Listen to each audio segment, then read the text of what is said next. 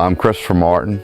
I'm from Hawkinsville, Georgia. We farm in Pulaski and Dodge counties, about 3,000 acres of cotton, peanuts, corn, wheat, and rye. Well, I am a fifth generation farmer, and I farmed with my dad and my uncle when I was coming through high school, and enjoyed it and knew it was something I always wanted to do. But you know, as in a lot of cases, there wasn't room enough in our farm to have another person living out of that farm. So I continued to do consultant and scouting work until I was later on in my mid-20s, and then BT Cotton and other things came about that kind of made that business go south. And so I decided I was going to do farming because that's all I ever knew, and that's all I knew how to do at the time. I had been to school 4 years and had a business management degree. Didn't really want to go to work and do a 9-to-5 job, so I started farming, and started out by renting, a couple of guys that wanted to retire that were farming. I rented their farm for a couple of years until I was able to get up a little equipment on my own and get my feet under me, and then I was able to buy some land that came available and just work from there. Like I said, opportunities will present themselves as you build, and you just have to take advantage of them. If I was to give any young farmer advice today that was looking to start farming or was just starting to farm, one of the biggest things is you can't give up. Like I said, there's a lot of challenges that you have, and you just got to keep plugging it and work hard. Like I said, I started from nothing and built mine to where it's at now, and it can be done. I hear all the time, oh, if you don't have a family to come into or something, there's no way to get started. Well, you can get started on your own. You have to start small and just work your way up. And it's one of the most rewarding jobs I've ever had.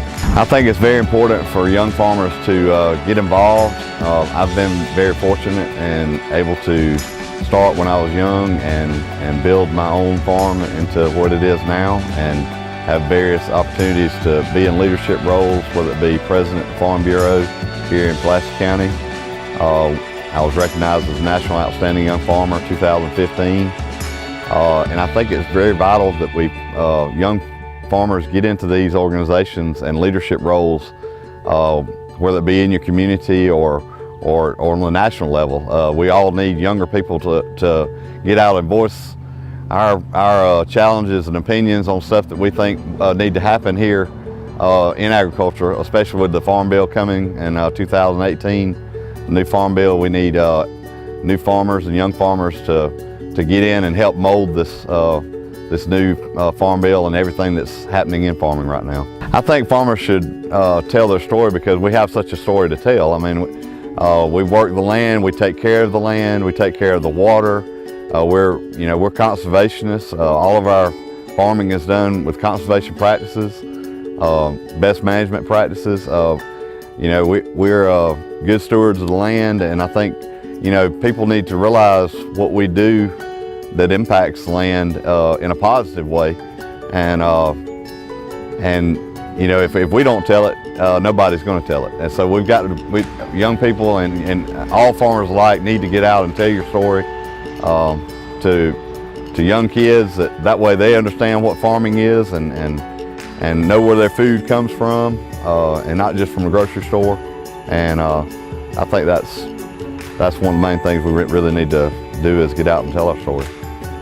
Agriculture impacts Pulaski County and Hawkinsville and our community in many different ways, whether it be the chemical businesses that are there, the grain elevators, the cotton gins, restaurants that provide us with meals when we're harvesting, to the car dealerships that we buy our trucks and our farm vehicles from that we use on the farm. I think that agriculture impacts our community in many different ways. A lot of our farmers are in churches and involved in many different aspects of the community, as far as the chamber and boards. And agriculture has a big impact on our community here, as we have a really small town.